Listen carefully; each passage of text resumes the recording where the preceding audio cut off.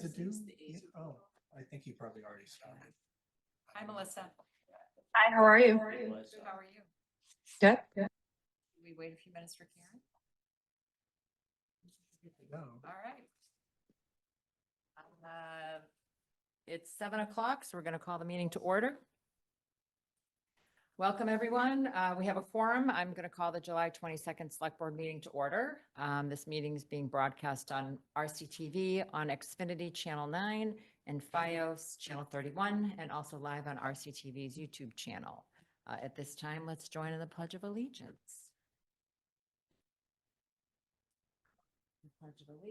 Allegiance to the flag of the United States of America and to the republic for which it stands, one nation under God, indivisible, with liberty and justice for all. justice for all.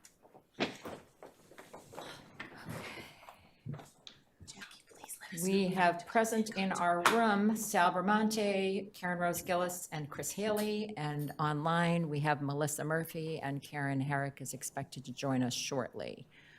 Shall we do a roll call vote since we're both places? Do we need to do that? You have to do a roll call. Joined online. Oh, Karen just joined online. Great. So we're going to do a roll call vote. Melissa? Yes, here. Karen Herrick? She might not be connected yet. Okay. Sal Bramante? Yes. Chris Haley? Yes. Karen Rose Gillis here. Karen Herrick? Are you there yet? Oh, hold on, I have to make our call host. Oh. I see her on. Sorry, she should be good now. Hi, Karen Herrick. Would you? Okay, yeah, thank you. There I was you go. "Oh." Okay, yep. Welcome. Right now, we're going to go over the meeting. It's pretty short agenda. First, we're going to have an overview of the meeting. We're going to have public comment at 7:05, and we're going to discuss and vote on the override at 7:15. So right now, overview of the meeting is, we're going to talk about the override. Any public comment in the room? Sure, why don't you come up? Name, address. 2 minutes.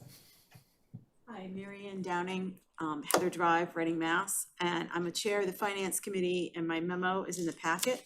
I guess I could be saying I'm speaking on behalf of the Finance Committee being chair, but the purpose of my memo was also to let the public know what the Finance Committee decided as a recommendation, not a mandate, to the Select Board. I don't probably need to read the whole thing in. I'll just read a few highlights. So for the public who may not have access to the packet but may be watching.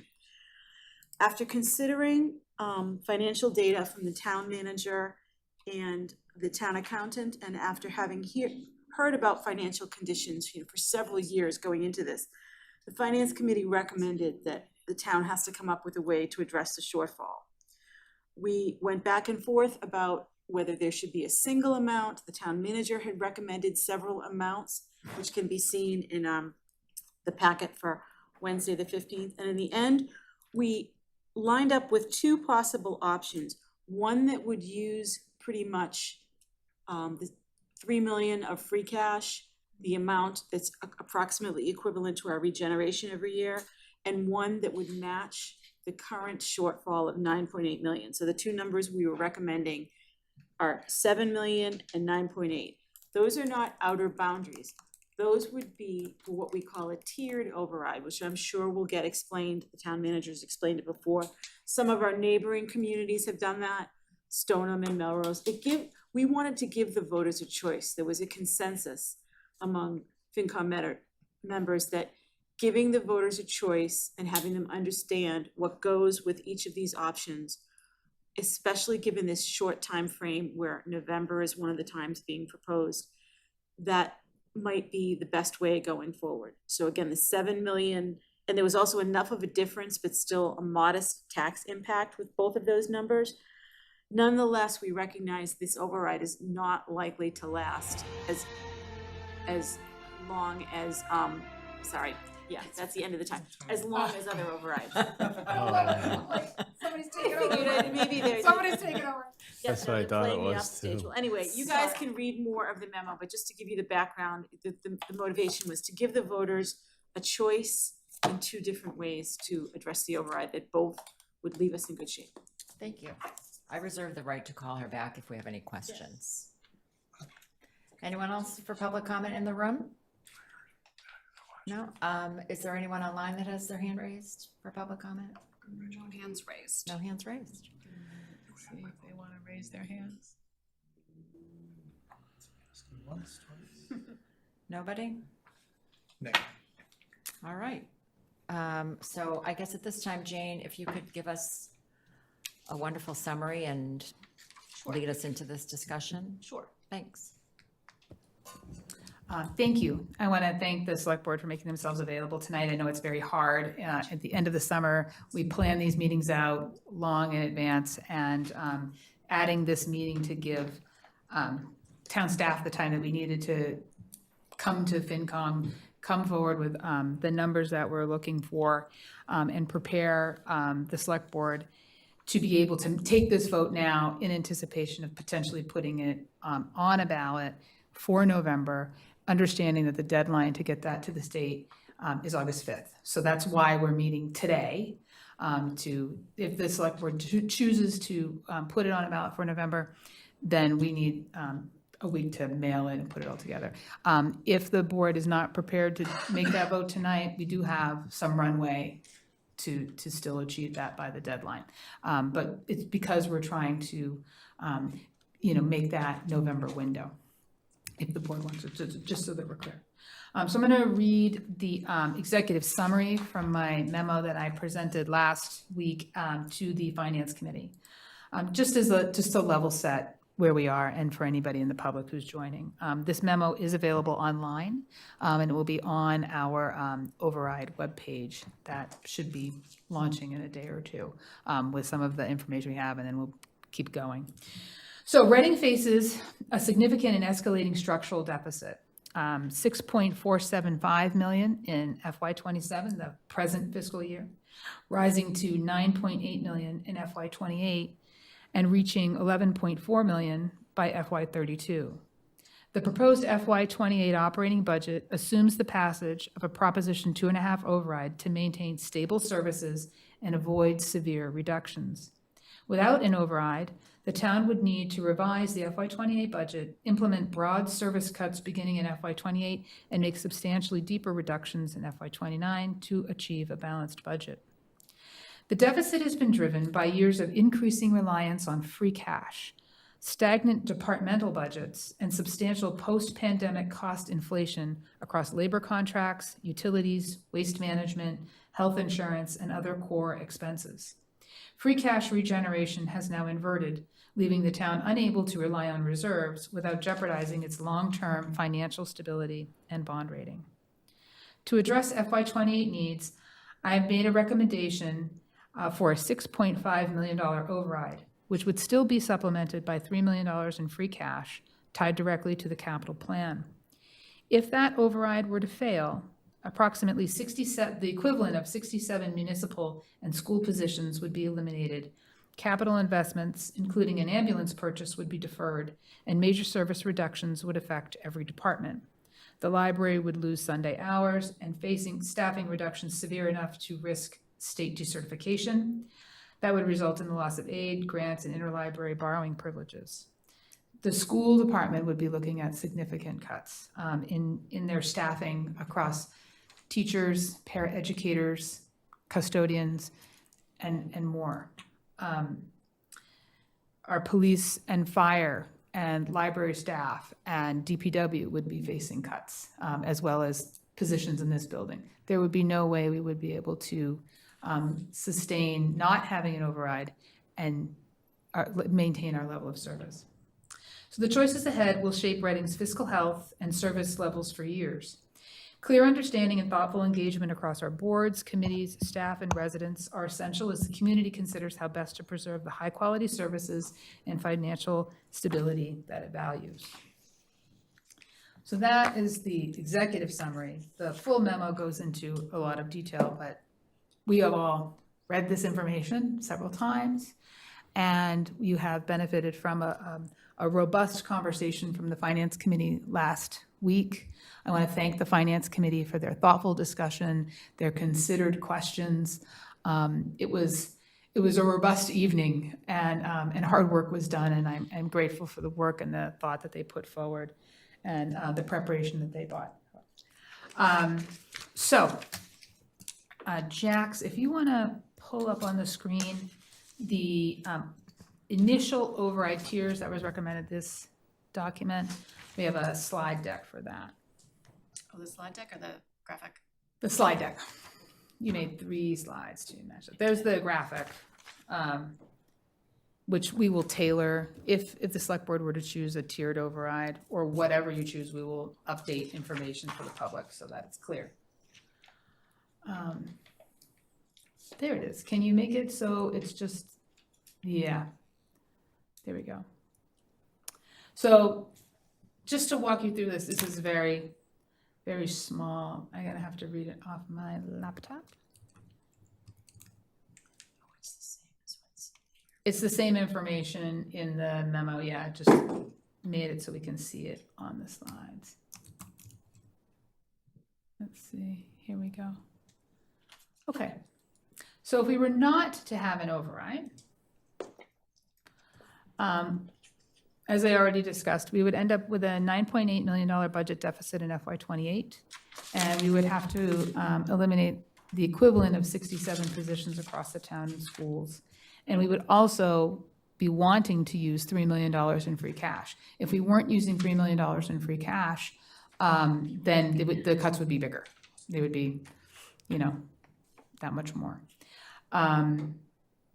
Additionally, part of the reason for people, just to understand what the rationale is behind that $3 million, just really clearly, is it would be tied to how much capital we pay for in our budget. So we do presently about 5% of our budget is paid in capital and debt payments every year, and this is a wonderful way that the town continually reinvests in its infrastructure, that we do that off the top. That is a priority. In many other communities, they don't pay for capital projects until the fall town meeting after the Department of Revenue has certified their free cash, okay? So how much money you have left over after the end of the year, what you've earned in interest payments, that kind of thing, in revenues that come in beyond your estimates. Then your free cash is certified. Then they pay that toward capital. We front load it. We do it up in the beginning in our April town meeting, and we do that as a policy to make sure that we're always continually maintaining our infrastructure. Which is, it's a great policy, but we don't tie the use of free cash to that specific expenditure. So that's why the $3 million is in here. That's most of what, it's not all of it, but it's most of what we pay for our capital. So it's a responsible use, and it's not beyond our capital. So one-time monies, free cash, to one-time expenditures. So that's the rationale. So beyond that, in administrative services, we would cut board and committee funding to $20,000. We would eliminate the administrative services director role. We would, which I'm currently not filling, community services. We would cut elder and human services programming back to $13,000. That's what it is right now. We would cut the meals back to $15,000. That's what it is presently. We would not hire a therapeutic recreation instructor. We would eliminate the volunteer coordinator position. In DPW, we would cut recycling to biweekly. We will cut parks improvements. We will cut fence improvements. We will eliminate the assistant town engineer position. Presently, I'm holding that position vacant as well. We will remove trash bins from parks and fields. That will reduce seasonal employees. In the fire department, we'll cut ambulance service. We'll cut the purchase of a new ambulance and the associated equipment that goes on the ambulance, as well as a simulation mannequin. Those are capital purchases. We will defer those, but they will be planned out into the future. They will not be on the schedule that we had planned. We will cut rodent mitigation back to $30,000. We will cut Sunday hours at the library, and with the additional positions that we would have to cut, that would jeopardize their certification. With police, we would cut overtime, we would cut one cruiser, and we would reduce the crossing guards budget. The school department has a $917,000 community priority that's built into the FY28 budget that we're bringing forward. The FY28 budget is a 3.75% budget. In order to get the school department to the 5.25 that they're looking for in order to maintain their services, that's that $917,000. So that would, if there's no override, that would be cut, which would bring the school department down to 3.75, plus the additional layoffs. In technology, we would have cuts to wireless devices, Microsoft licenses, and IT support for night meetings. Next slide, please.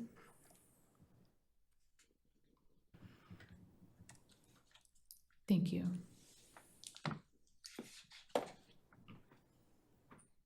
So if we pass a $6.5 million override, this is part of the conversation that the Finance Committee had. And just as a reminder, one of the members, as referenced by Ms. Downing, wanted to have weekly recycling put back into this budget. So that's the difference between the 6.5 and the 7 is the weekly recycling. That's about $450,000. So if we were to pass if the community were to pass a $6.5 million override, we would say that's a partial restoration of services. I would still plan to cut between 3 and 5 positions on the town side. We would still need to use $3 to $3.3 million in free cash to augment these operating expenses. But again, that would still be tied to that capital. And then, but it would maintain services across the town. So we would restore board and committee funding to $25,000. We would restore the administrative services director role. We would increase elder and human services programming to $43,000. That's a $30,000 increase. And we would increase meal services in the Elder and Human Services budget to $25,000 or a $10,000 increase. We would hire a part-time therapeutic recreation instructor, and we would restore the volunteer coordinator, which is a part-time position. At DPW, we would still have, under the $6.5 million budget, override, we still would not have weekly recycling, it would be biweekly. We would restore parks improvements, we would restore fencing improvements, we would restore the assistant town engineer role, and we would restore trash bins and in the parks and fields. So that would, if we cut those things, that would affect fields and, ball fields, all of that stuff would be impacted. In facilities, we would be hiring 2 new maintenance staff and 2 custodians for our new buildings to be able, the facilities department is really thinly staffed. And for example, we have 1 custodian that serves 4 downtown buildings. That's a lot going on. And we have 4 maintenance people to maintain 1.1 million square feet of town and school buildings. So, and that's going to increase with 2 new buildings. So those are the folks, the maintenance folks are the folks that fulfill all the work order requests in all of the buildings. So, that's all different kinds of work that needs to be done. Real quick, the YouTube feed has the Zoom feed with all of the people on the right-hand side, so it's cutting off the entire right side of the memo that you have up. The YouTube feed on RCTV? Yes, so we have to make this not full screen and then scoot it over to the left of the picture. And then it'll be fine. Even though it looks great for us. In the room, right? Yeah. That's helpful, Chris. And these slides will be available online. Yeah.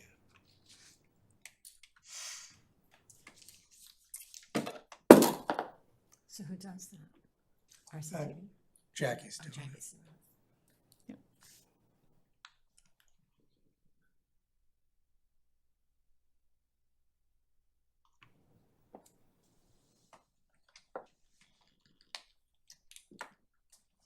Like that?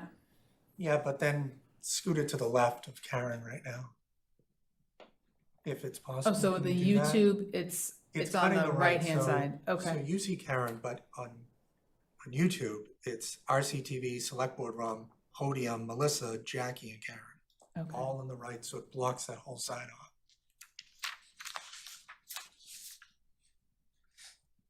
Like even Can you with like this, minimize the screen? Just like, so it's smaller and then just scoot it over? That work? I don't know because you're sharing your screen. I'm not sure. I would just hate to, like, the whole column is cut off. I mean, it's sharing the window, not the screen, so. Right. Why do you have the preview on one side? Maybe if you minimize that too. There's no preview. On the left-hand side. Left the slides. Oh,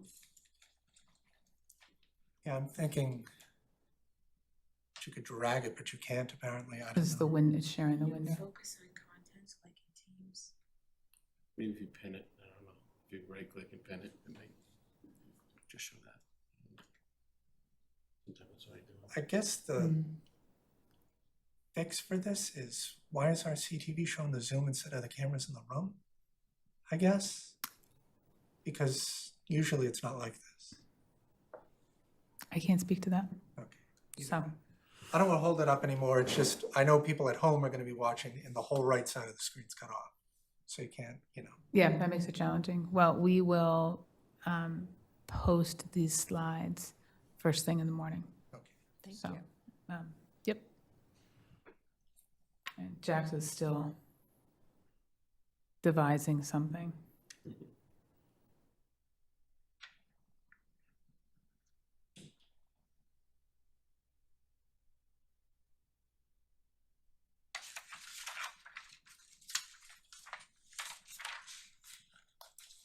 It's just gonna have to be full screen. Yeah, just keep Yeah. it. It is what it is. Okay. Okay. Let's see, back to, so under health, we would restore road mitigation to $50,000 where it is presently. The library would restore Sunday hours. We would restore overtime in the police department. One cruiser, so right now, if you remember for FY '27, we had a cruiser that was struck and totaled. And so insurance bought a new cruiser. So in order to do some savings, the police chief said, we won't buy two cruisers in FY '27, we'll just buy one. We would like to restore the department to two cruisers annually because that is, we run these vehicles 24/7, literally all day, all night, around the clock, every day. So we do get our money's worth out of these cruisers, so we would restore an additional cruiser. And it would restore the crossing guards number. The community priority would be restored in the school department budget. And then in technology, we would have Microsoft licenses we need for our employees, the wireless devices. That includes iPads or ruggedized tablets that our DPW uses for work order fulfillment. And it includes the wireless devices that speak to our SCADA system that maintain the connections for all of our sewer systems and so forth. It's not just cell phones for our employees, there's a lot. We wouldn't cut, by the way, the sewer wireless devices, just so we're clear. But that's part of that contract. And then, that budget item. And then we would restore some IT support for night meetings. And then we had put forward as an upper tier, at $11 million. So our structural deficit is $9.8 million in FY '28. So in order to eliminate the structural deficit and restore financial health, we would, at $11 million, we would do that, but we would also be able to add, we would increase Elder and Human Services programming to $63,000, so an additional $20,000. And we would increase meals to $45,000, which would be another $20,000. And we would hire a full-time therapeutic recreation instructor. For DPW, we would restore weekly recycling at that level. We would hire 2 laborers. Those 2 laborers would be helpful to address more of the grounds and the fields and work that we have around the new buildings. For fire, we would hire up to 4 new firefighters, which would help us reduce overtime. And the police department, we would hire 3 new police officers. Those would be on the night shift. And again, that helps to decrease, or that significantly will help to decrease overtime. Those pieces there come up to $1.2 million. So if we take $1.2 million off that 11 million, that's that 9.8 million that the Finance Committee recommended.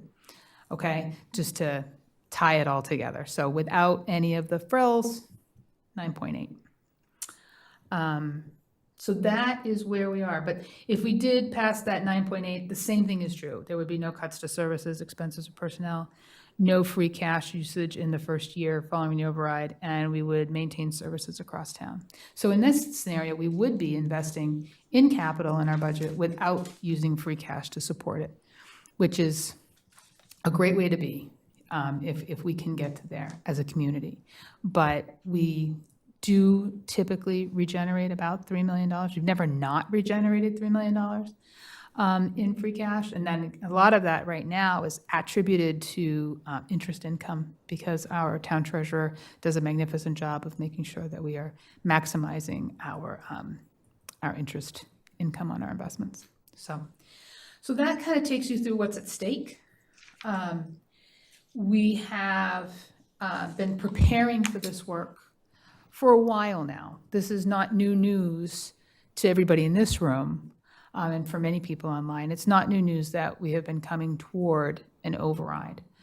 Part of the reason it's now, right, and why it wasn't done previously is because the structural deficit has grown. So in FY27, it was 6.475. In FY28, between what was put into the operating budget and then what was ultimately added to the FY26 budget over the course of 2 town meetings, it went over $8 million in free cash subsidizing. So with our free cash reserves dropping every year, we're not regenerating as much and we're using more. This is an unsustainable scenario. We will soon, if I have $12 million regenerated at the end of next year, for instance, and I used about $10 million to plug the structural deficit, in FY29, there's $2 million left in free cash. With maybe another 3, that's 5. That doesn't, we're sunk. So we have to address where we are in our budget. It is critical that we change the way that we use free cash as a community, and I proposed those policies. Our Finance Committee gave us great feedback on that last week when I did that, and support for that. And they're going to take that policy up in their future meetings. We need to change that, and we need to bring our budget back in line.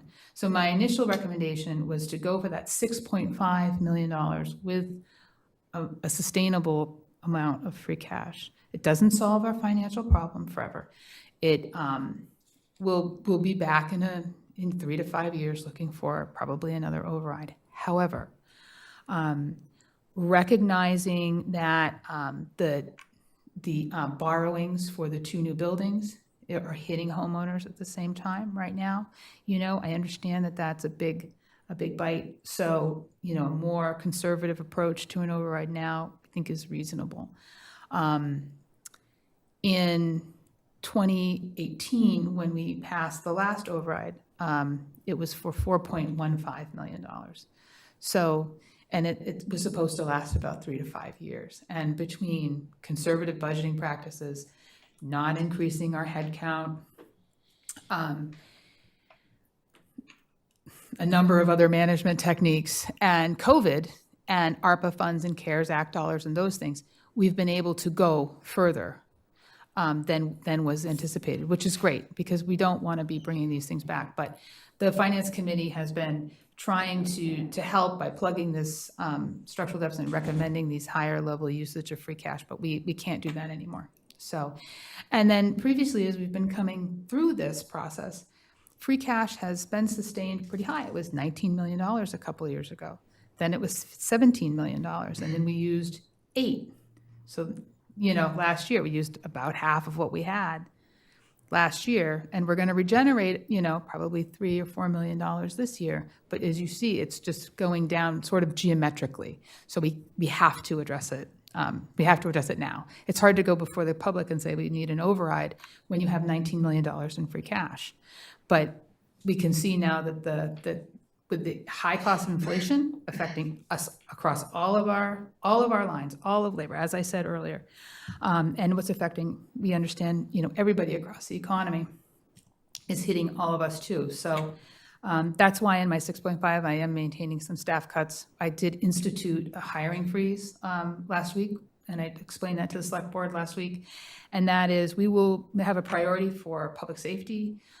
We will be doing some hiring, but as we have attrition, as we experience attrition, I'd rather not hire somebody for 9 months and then have to lay them off again.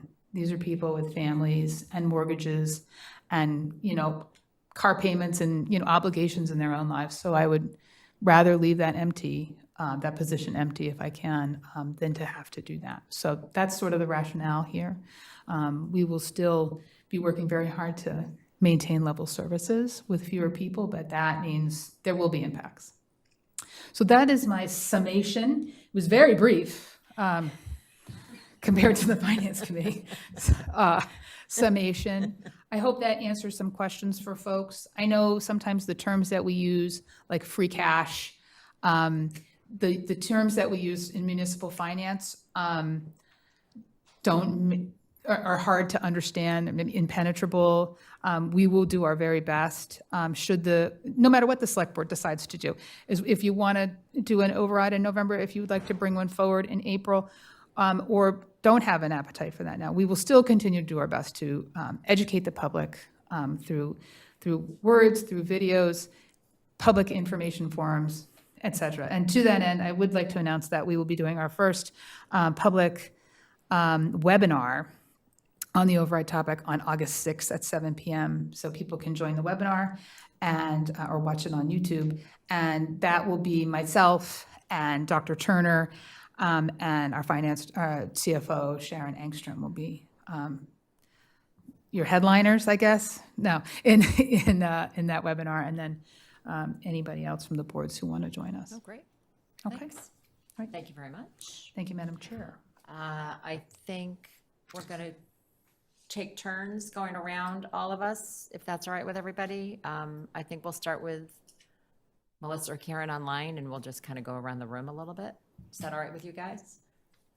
Melissa, you're in the upper right, upper left. Why don't you go first? Sure, thank you. Thank you, Karen. Thank you, Jane. Thank you, FinCom. I appreciate everyone's hard work, and to all town staff that, hours and hours and hours have been put into this discussion to get where we are tonight. The way I look at this is that we need to be very cognizant of what can residents take on. They just approved 2 major building projects that I think are great investments for our town and, will benefit us for years to come. With that being said, I'm really concerned of what people's tax bills are going to look like with this override. And I really want to be cognizant of this. So when looking at everything that's been presented at FinCom and to select board over the past couple weeks, for me, I think the best approach is to pick one number, and I would support 6.5 million, and be very transparent and open with residents of why this is needed. And it is, a structural deficit.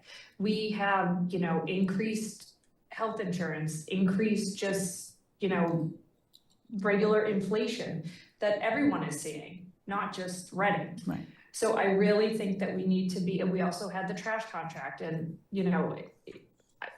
everyone listened to me say I don't want to go to bi-weekly recycling, but that's what we need to do. And I think that, Jane mentioned only 3 to 5 positions may need to be cut, or other services can be restored, but I think the responsible thing for us to do is put forward a minimum number. For me, I think that's 6.5 million as of right now, to the voters to approve. With that being said, we need to still trim the fat. We still need to go through and look at our services. Where can we make savings? And I know that has been done over the years, but I think everyone kind of needs to share the pain a little bit. And I've heard from many residents that really cannot absorb this into their finances, and that breaks my heart. And I think, you know, going any higher than we absolutely need to do, I don't think is responsible. I also don't love the tiered method. I've said this in previous meetings. I think that we need to come to a consensus of what the town actually needs and not like to haves. And so for me, the 6.5 million, we'll still need to use some free cash. We'll still need to make some cuts, is the responsible move, next step, I should say. And to put it on for the November ballot. Madam Chair. Yeah. Thank you, Madam, both chair, chair in the room, chair out of the room. Sorry. No, that's good, that's good. I didn't want to interrupt. We do have some of the slides that if anybody has interest, we can show what those impacts look like at different levels. Jax can put that up. We also have, if anybody's interested in if a multi-year phase-in of an override, what that impact would look like. And that is, what's interesting about that is if we were to do that, that softens that impact over 3 years or 2 years, depending on, you know, what's the appetite there. So we do have those slides and we can put them up if there's interest for that. Okay. Yeah, and I think that's actually an interesting thing that I hadn't thought about before. I know we talked about that phase in, but what would that phase in look at, like at a lower number, not a, I know we talked about it at one of our meetings for a much higher number than the 6.5 million. Well, I But think what do we have? we have what that. that Jax would will look like? put up that slide on the screen. Jax, do you know which one that is? The impact spread over rather 1 year. There it is. Got it. Give me just a second.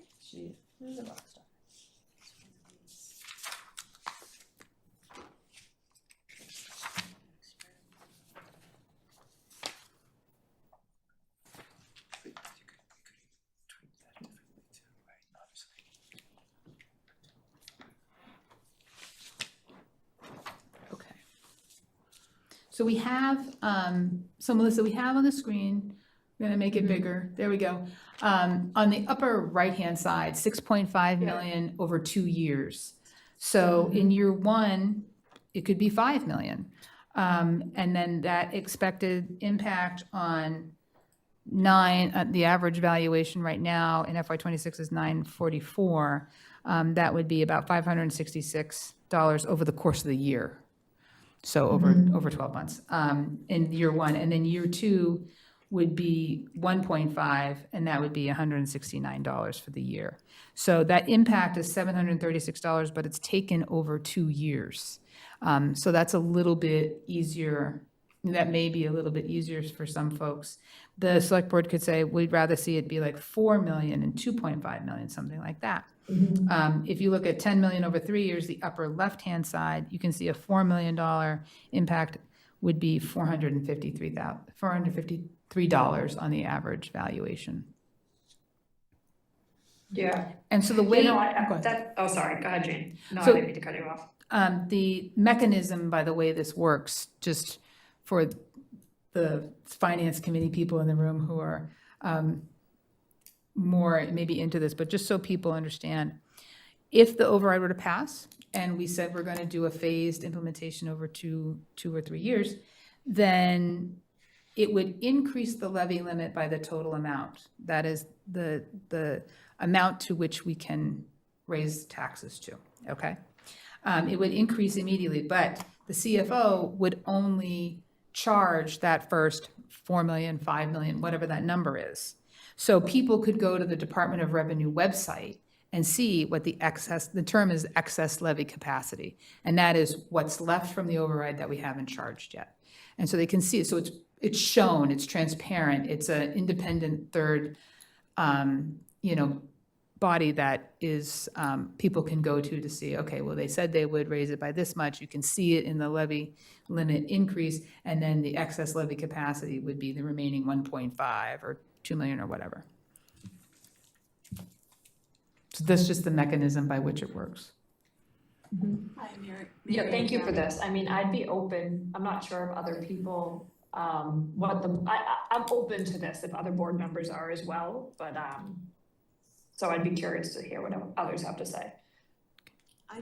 Mary Ann Downing, FinCom Chair, I just wanted to add to the phasing with the excess levy limit, because I didn't put this in the memo, but when I researched this, Andover, I guess apparently does this, and it doesn't, what I've learned, and someone please correct me, it doesn't have to be just up to the CFO, because the select board, you select, you can direct it, I guess, because you're selecting the tax rate every year. So say Sharon's not our CFO, and we hope How she dare stays our CFO, but you guys could also control how fast it phases in. Yep. So I just wanted to let you know So- you Through have the that setting of the power. tax rate. So if we plan on 5 million for one, let's take 8 million. If we're going to do 4 million one year, 1 the next, and 3 the next, we could adjust the second year to 2 million if we decided we wanted to do that? You could. Okay. Yeah. I mean, And then the 2 the CFO following. implements it, but you guys set the tax rate, so you have the ability to control that phase in, even if we didn't have a CFO who proposed this. That's, yeah. It's a tool you have. Yep, Ms. Downing is correct. When I said the CFO would implement it, she literally fills it out on a tax recapitulation sheet as part of the work that she does as the finance director. But yes, because you set the tax rate, that's where that control comes in. Okay. I mean, you could be doing that right now. You could be under taxing us, so that never happens. No. Melissa, do you have anything else you want to add? No, thank you, I appreciate it. Thanks, Melissa. Karen? Herrick? Sure, thank you. Yep, thank you again. The financial forum was terrific the other night. It's a great watch. I appreciate the collaboration with the finance committee and staff. And I did hear, which is a little awkward, loud and clear that our new superintendent really hasn't even had a chance to dig into this, and that's why it's a big bucket with no detail. But I think we're all clear that if we do nothing, it's gonna be pretty devastating, and so,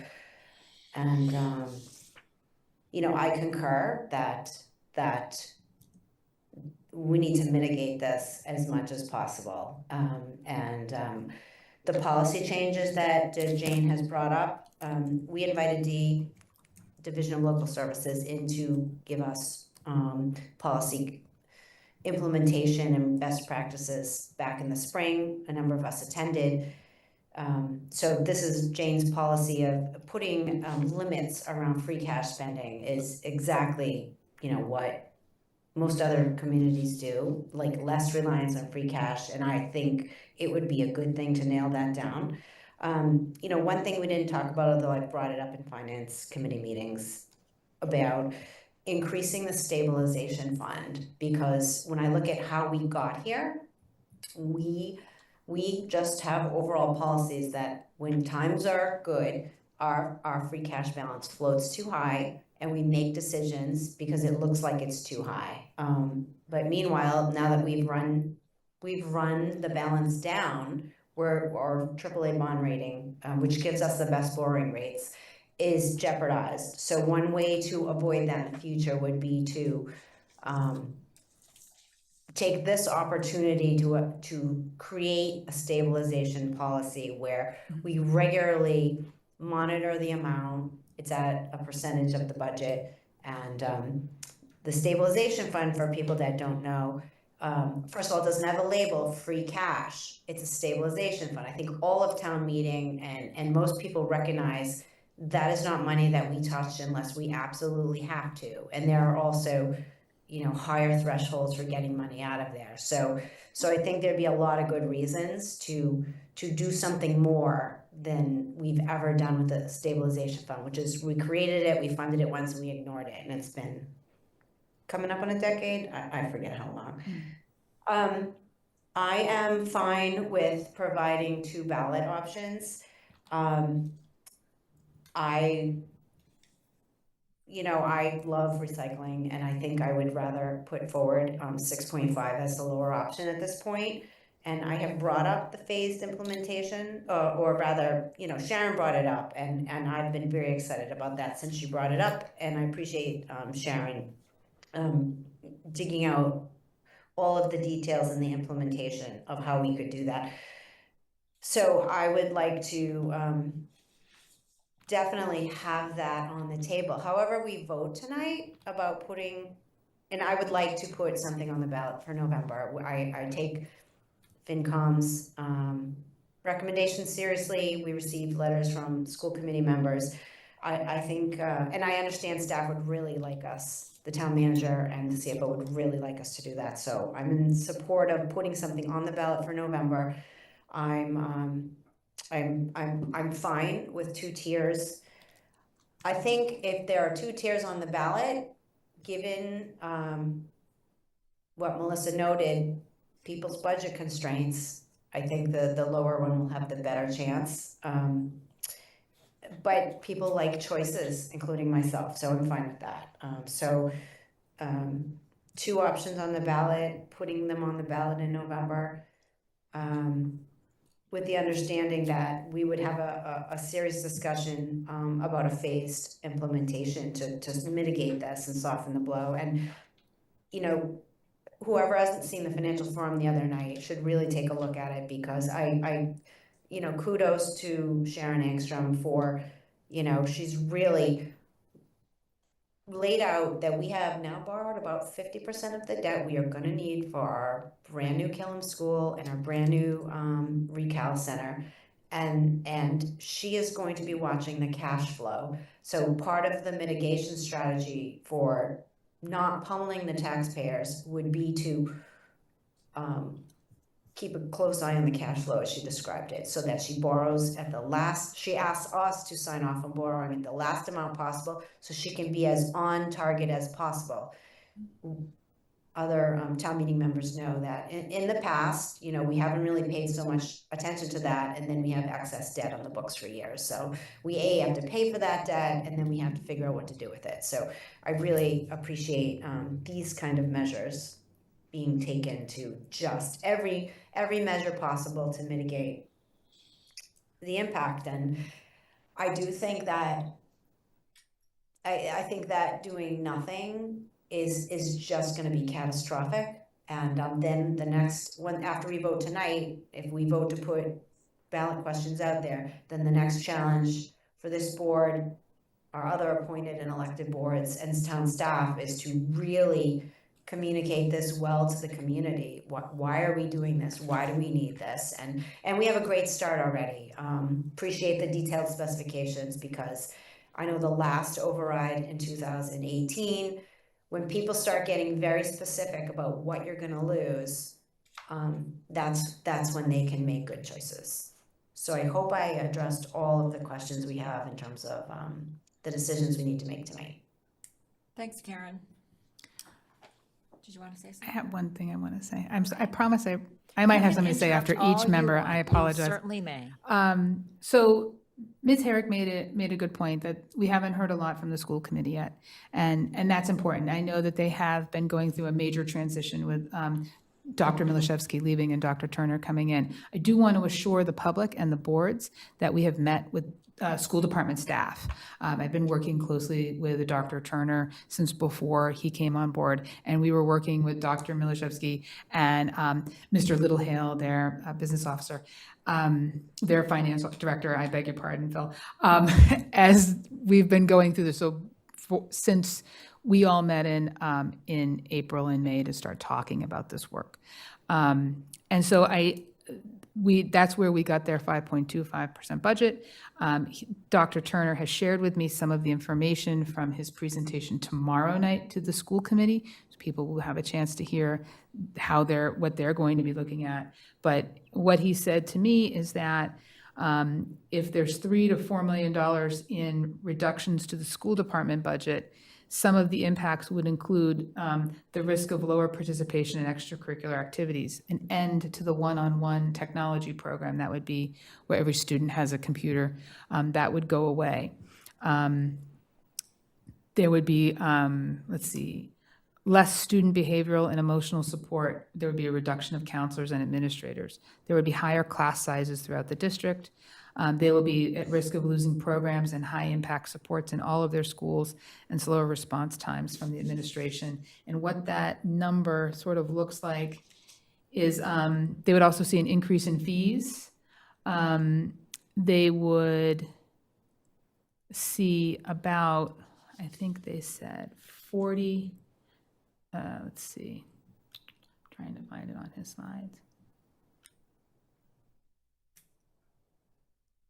Well, I think he's updated his slides. The number of reductions in staff was something along the lines of somewhere between 20 and 50, but I think that number is being worked on. So I know people want to know like how many people would be cut. That feels more real than some of these other items, but I know that the school superintendent has been working diligently with town staff all along. This isn't, they are looking at it.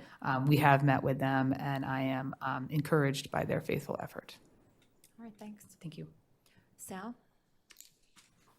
So obviously I would like it not to be an override, but since we have to, I would be, I think I would be in favor of the option of the 6.5 million with, you know, bi-weekly recycling. I'd also be in favor of the 2-year tier implementation. I really think the two option choice is not good for us, because I think as leaders we should really put one forward and be able to explain it and defend it in detail. I feel like if we put two out, residents might, you know, get confused, and it would, you know, maybe not pass either one. I was talking to residents for the past week. Most people were in favor of the lower of the two options, so that's why I'm leaning towards that. I'm really afraid of driving like long-term residents out of town. Residents are voicing their opinions that they can't afford it now, and if this goes into effect, they might have to leave. And I really, you know, really don't think that's right. So I feel just putting the 6.5 out there, it's might not, you know, fund everything we want to, but in my experience in business, sometimes, you know, a little bit less, and people, they find ways to make things happen. They don't, you know, it's, if you give people too much, they spend it, right? So I'm not saying we're giving them too much, but we could find ways to cut, to be in budget restraints. I also think we shouldn't just stop there. We should find new revenue streams and cost cutting after that.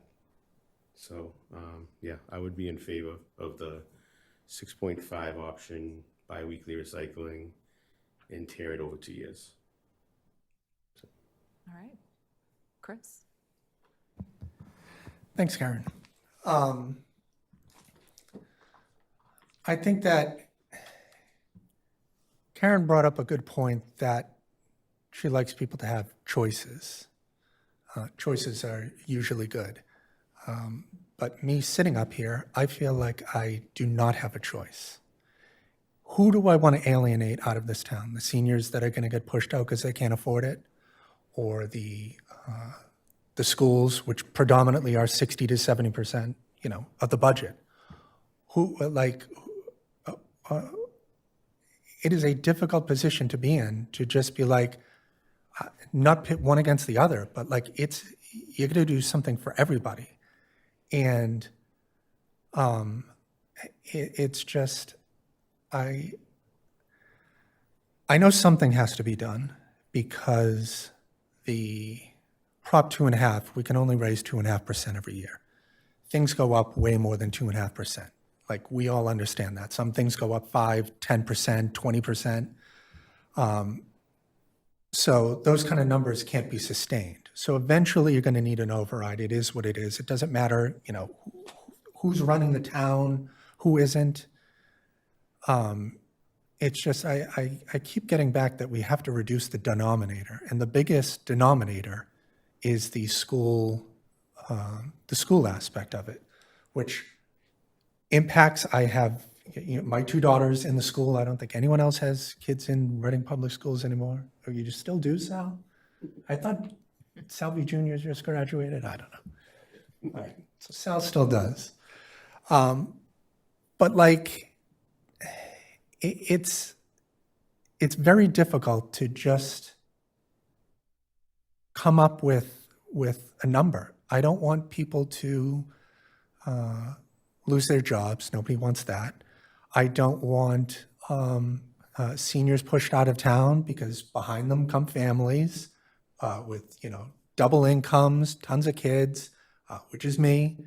And we put more strain on resources compared to, someone who uses 2 gallons of water, per quarter that we've heard from before. So like, it's, you can't make everybody happy. And it's just, I don't feel that I have a choice in here. I've said before that I think the override, if we put it on here, would fail. The first time around, 6.5 does seem a little bit better than like the 9.8 region. 11 was, in my opinion, never happening. Marblehead's been cited multiple times of what they did. They got 15 million.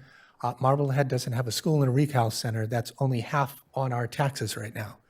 What's going to happen next year is when the other tranche of that hits, people are going to think we passed an override without an override even happening. So I don't know what I'm supposed to do up here other than just be like, let's go with 6.5 just to get along with everybody. Because I just don't see it. I wish that these schools put in a lot more time, effort, and energy that, Jane brought up that all this stuff is happening behind the scenes, but I don't see it. Jane does, and I'm sure school committee does because it's on that aspect, but I just don't see it. I got the school committee packet for tomorrow night myself. In there is a 1-page memo from Sean Brandt with obviously all the negatives about what would happen about cutting teachers and losses and all that stuff. I agree. But that's it. Jane's presentation that she just referenced is not in there. I have nothing to start citing here, and I'm supposed to vote on one of the more significant votes that the select board is supposed to take. And I'm just supposed to vote on it.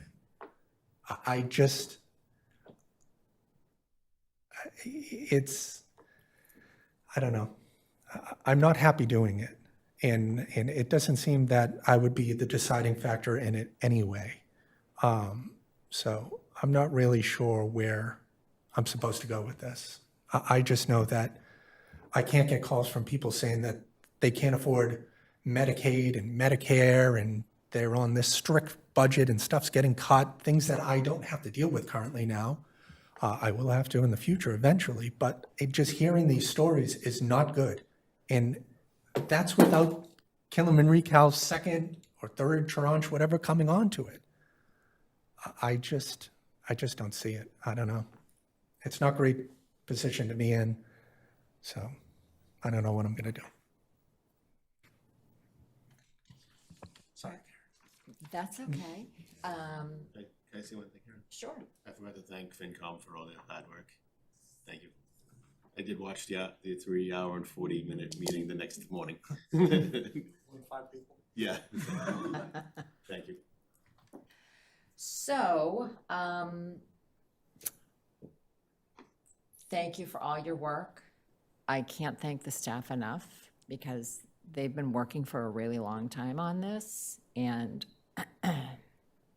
it's all in the background, and Jackie and Matt, all the documents and all the prints and all the screens, and I would hate to have us be back here in 2 years having to do the same thing again. And that's what I feel like is going to happen with the 6.5. If we don't do, I'm going to use a 9.8 as a figure, if that's what's going to get us out of this mess.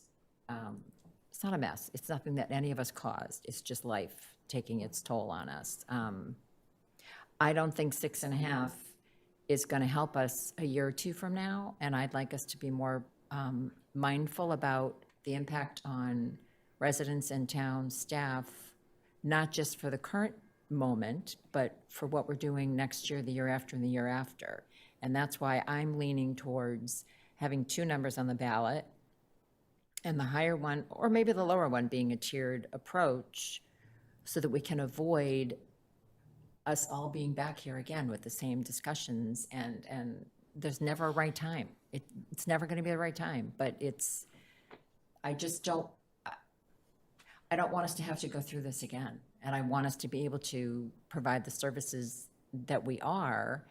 And I don't know why I don't see all the fat that people are talking about, because we've gone through so many iterations of documents and spreadsheets. And I know there's places you can cut small things here and there, but to me, it's the people, and I don't consider the people to be the fat. So I think a lot of them are already doing more with less, and now we're asking them to do even more with even less. And so instead of 5 people, there'll be 3 people doing the job of 5 or 6 people. And so I think being mindful of that, in addition to all this, that's part of the discussion of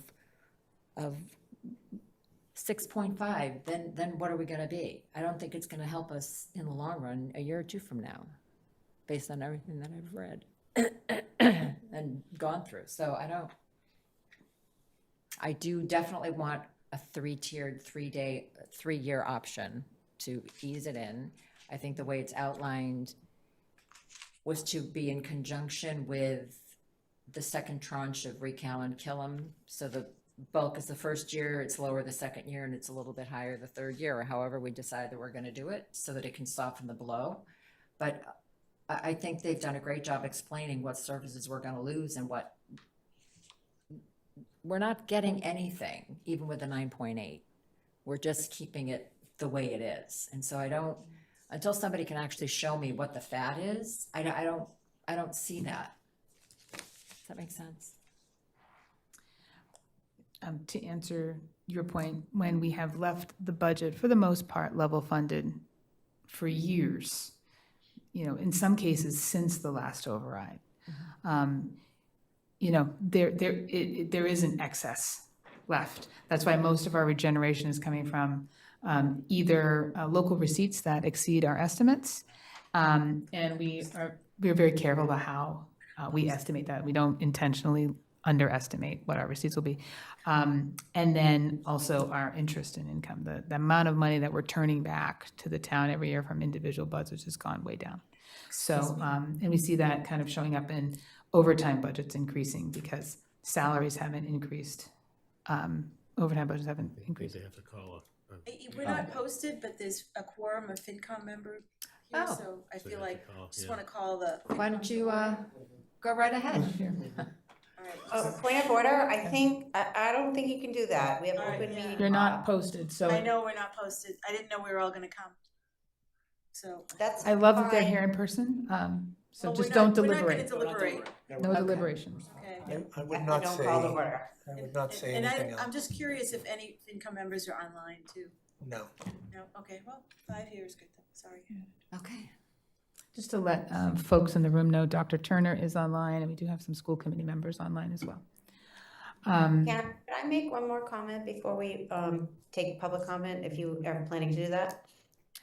Sure. We took public comment at the beginning, but we can certainly take it again. Go ahead.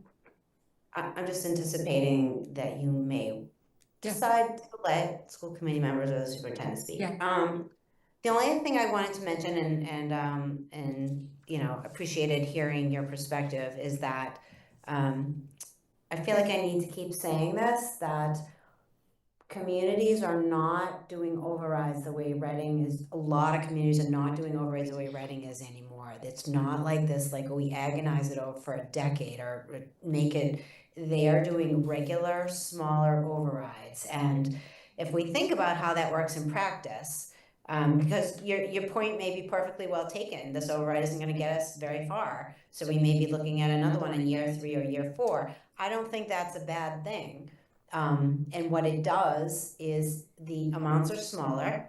It's less work for staff to clearly say, this is what we're trying to pay for, or this is what we're going to lose. It's less work overall, and assuming we survive the next 3 or 4 years, and it's a big ask of everyone.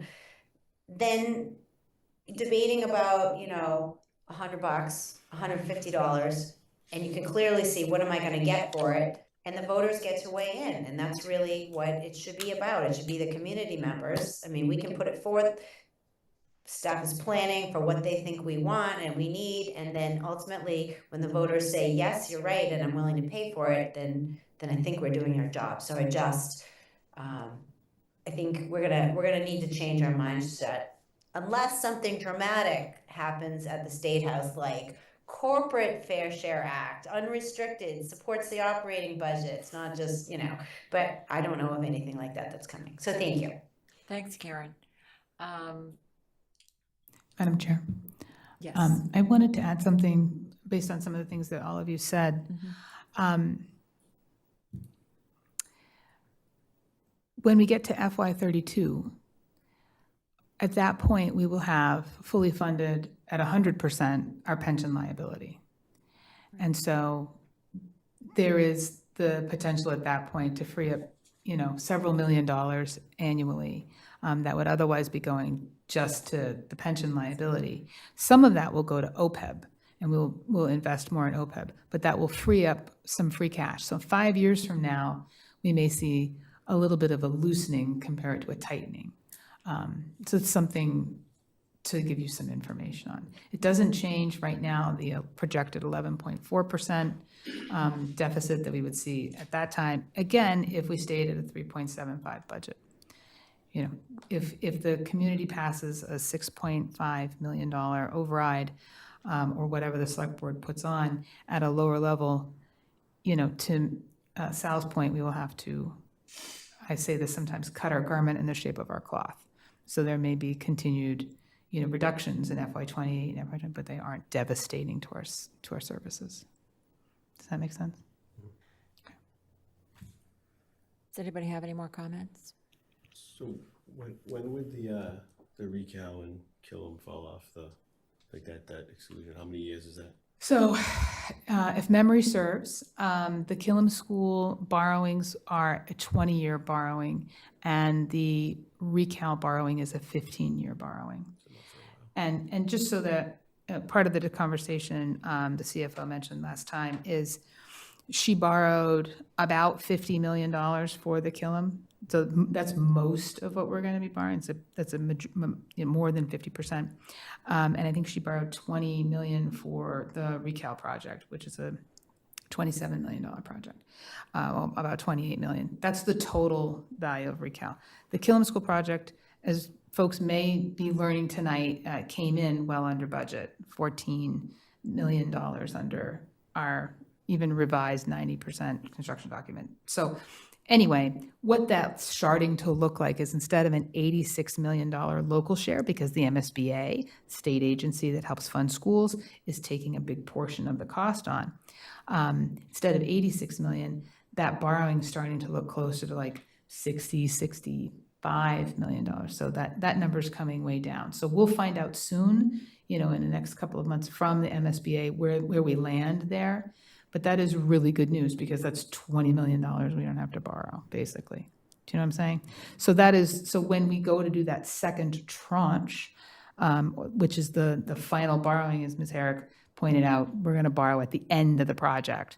We'll do that last issuance of debt. It's a lot less of a bite that people will feel compared to the first tranche that when they're opening their tax bills in July. Okay? Just food for thought. I think I would like to open up to public comment again, in case people joined us online or anyone in the room. Mary Ann? I would not say anything, Mary Ann. You can't. You have 5 people.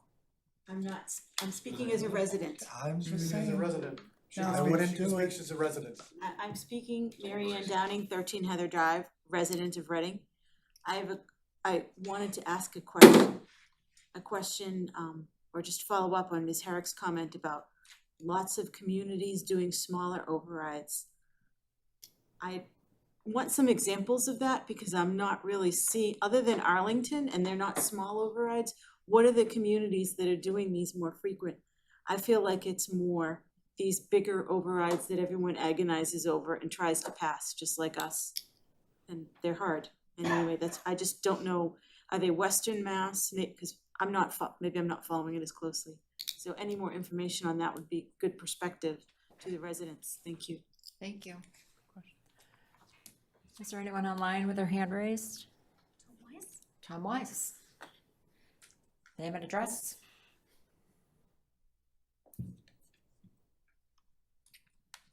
I just asked him to unmute. I'm trying to. I did unmute, but I can't take myself on camera, so apologies. Tom Wise, 181 South Street, member of the school committee, but speaking on my own behalf since we have not deliberated as a school committee yet. A couple of things that I would like the board to consider as you think about this. One is I'd ask that you be very strategic about it. If we put one option forward, I don't want us to plan that it fails, and then that option is then something that has to be lower come April. So we can't put 6.5 and then come back in April at 5 and still have a bigger structural deficit. So if you do 6.5 and or 7 and 9.8, you give some options, maybe there's a better chance the lower option passes. Just think strategically about what you would do. Not that you're planning for a failure in the fall, but if a failure happens, what happens in April? So that's just one question. And I'd suggest you maybe think about that more than tonight as well. That's one thing. The second thing, and I said this at the FinCom meeting as well, is we in the schools, and now I gotta be careful. I would suggest that the town consider, and I will suggest tomorrow night at the school committee, that we consider what that $917,000 for the schools actually covers. A plug number does not sell. A plug does not mean anything to anybody. The reality of what that number is, as someone who built the model, is that number is refilling the lost money from FY27 that was a community priority over 5 years for full day kindergarten. Now, whether the rest of the school committee agrees with me or not, there is a conversation to be had about 917,000 meaning full day kindergarten, yes or no? Food for thought. There's a lot more that Dr. Turner and the team have put together that we'll see more of tomorrow. I haven't seen those details yet. To Mr. Haley's point, understanding more of that to feed into a decision tonight might be good. I'll take the blame because I thought you guys were making your final decision on August 4th, not tonight. And I asked that we meet as soon as possible before August 4th, and the soonest possible is tomorrow night for us. So whether or not you're willing to delay your decision tonight to get more information from the schools, I'll defer to you, but I ask you to consider that so that we can understand and think about the marketing around this from a greater perspective. Yes, there are a lot of potential people in play. There are also a lot of other strategies that have been outlined. Ms. Wellman outlined some of them at a very high level, but seeing the details will matter, and what the school committee is willing to say push forward may matter as well as you consider your positions. So 2 things or 3 things. 1, think strategically. Don't just think about November, but what happens if. 2, we're gonna have to put a number or a name to that $917,000 number. It's just too big of a number otherwise. Nobody's gonna buy it with just that big of a number. And 3, yes, we've had some challenges in getting ourselves, from a school perspective, to put the details behind our ask, but that is what we're doing tomorrow night. So ask yourselves if you want to see that before you make a decision for what numbers you want to put on a ballot, considering you don't have to have the state review until August 5th. So thank you for your time, and I apologize that I'm not there in person. Thank you. So hi, come on up. Name and address. Hi, Ed Ross, 16 Kensington Ave. Just to follow on from Mr. Wise, I thought he brought some really good points, specifically on thinking strategically. And I think this is, kind of one of the pieces that I didn't quite have the ability to articulate, and I think he did it really well. I think that strategic piece of it is looking at something not only short-term for November, but also going forward. And some of the members have already kind of mentioned this this evening.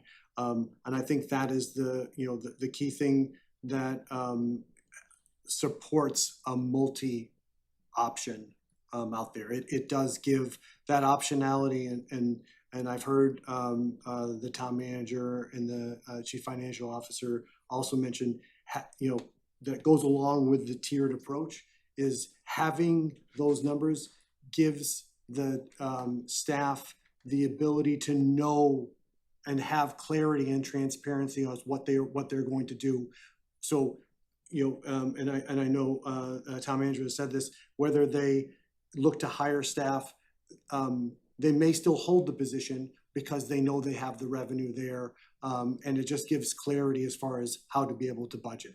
And I know, many of you, have that responsibility in your private lives, but I think, and the other thing I'll say is, I get the sensitivity and the consternation, but one thing I will say, in being slightly critical, this is why we elected you. You're here to make some tough decisions, and it's to be expected.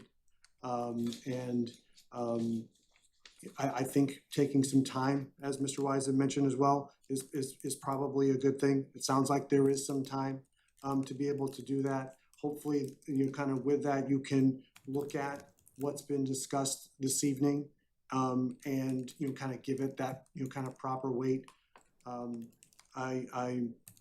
I strongly believe that there isn't any fat that's in there now. Mr. Wise just mentioned it. The schools have already done things to get to budget this year. They've robbed, kind of future years to fund this year. That's not fat. That is a reality. This is dire.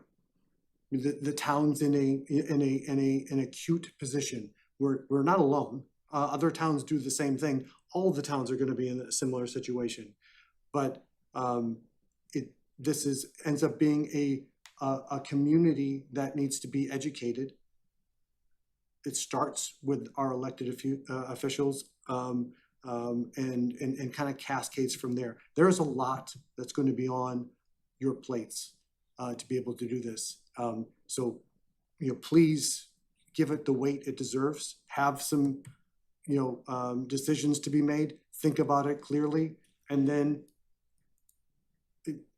back it up. I think these are important things. It's an important time. Thank you. Thank you. Okay. Did you have something else? Karen, can I just ask a quick question? Of course. Melissa can go first. Sorry. That's okay. Go ahead. I just want to confirm something. I know that Tom and Ed both had asked for some additional time, but I want to get a clarifying answer from Jane. I don't really think we have additional time with having to have the answer to the state and having to send it to them with town staff writing it up. Am I correct in saying that, Jane? So I appreciate the question. Let me work backwards. We have to turn into the state by August 5th an email copy of the questions that we want to put on the ballot and a hard copy certified version from the town clerk. Once the board makes their vote, the town clerk will certify that number. The town clerk has to be the person that certifies that vote. The town clerk is going on vacation next week. So I can't remember what day she's going on vacation. Just told me. From the 30th, okay. Yeah. So she has to certify that. Then we mail that to the State House, to the Division of Elections. Now, we can also hand deliver drive in the hard copy and hand deliver it to them, which we've done in the past when things go missing in the mail. Sometimes that happens. If she's so- out of town, If she's out of she's- town, Yeah, if she's out of I was town. just gonna confirm what Karen was asking. Yeah. So if we're looking at a calendar, So we could have a she is meeting on gonna the, be out of town. we could have a meeting on the 28th maybe. so She's She here leaves the 29th. 29th. today is the So 22nd. She leaves at 30th, right? She will be not in on Thursday, the 30th. She leaves the 29th. So, so if you met 29th. on the 28th, She could have it on the 29th. what do we have on the 28th? If you met on the 28th for this purpose, the town clerk could certify it. And we would have it to take into the State House. You would probably mail it, and I would still call them on the 4th and make sure they have it. And if they didn't, I would drive it into them to make sure, so. So you could take the time to do that. I have not seen, separately, I have not seen the school committee present, or coming from the school department, anything higher than what their original 5.25 ask was. I mean, really, what's dire for them is if there is no override, and what those pieces look like. What does that $917,000, what does that impact look like, and how will the school committee deliberate on where that effect will be, is if there is no override. So if that is all part of how we communicate that out to the public. We've already started working on some joint dates and times so that we can pull together public. We have a schedule, but working with the superintendent's office to pull together those joint forums. And we'll do that online. We'll do it in person. I think there's a Saturday on there that we'll be in and doing that. And we'll have all of that information to put out, kind of how the school committee wants to break down the consequences of no override and the other details that would be included in their budget. So I think that the select board can act tonight with some of the numbers that you have before you. If you are more comfortable waiting, you have some runway to do that. And staff will make that work. Okay? So I guess I'm thinking, I feel out of respect for Dr. Turner and the transition and the big 917,000, yes? I apologize. The town clerk is on the Zoom. If you want to call on her to ask, she's there. Hi. We have many Would department heads on the Zoom, Clerk Jem like to add to the discussion? which would be great.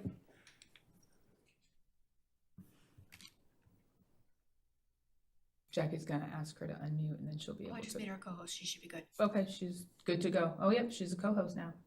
Go ahead, Laura. She may not know that I'm Are you calling there, on her. Laura? She probably walked away from her computer just now. Okay, so. Okay, well, when she comes back, she'll know that we're looking for her. So I guess. so Yes. What information would we be looking for from the school committee? if they're So I gonna guess be- out of respect for them and us not having seen anything other than what we vaguely have been presented, which, and 5.25%. don't get me wrong, we've been presented for months what their budget is, and then we went through with Dr. Milichevsky, so it's not a huge surprise, but I don't feel like we've had a chance to get a second run from them. You know, Jane and staff has gone through a lot of different iterations of her budget, and so I think for them, and for us, I think that we need a chance to see what they're talking about, because that's my Yeah, opinion. so I was just thinking if it was gonna be over 5.25 or under, I guess that would, what I would wanna see. I would like to see if they can get under. Right, exactly, because we kinda got everybody else, all the departments Yeah. to cut. And I'd like to hear the discussion. Right. Does anyone else online? Melissa or Karen, do you have a comment? Laura's online now. She can speak. I mean, I agree with, it would be nice to see, I mean, I'm not sure. And I'm not sure that Tom can answer this right now or not, so I don't wanna put anyone on the spot, but I guess I just don't know what else we're gonna. Jane, am I wrong in saying that when you asked for budgets from departments, the budget that came from the town was the 5.25%? From the school department, correct? School department, yes, okay. So I guess I'm not sure what additional information we'll gather from them at their meeting tomorrow night, besides what they think, what they'd be looking at if an override didn't pass at all. I mean, essentially, they have given Jane what they're looking for FY '28, and it's a 5.25%, unless they're planning on, you know, cutting that piece. But even if they cut that 5.25%, I think we're still in that minimum of $6 million number.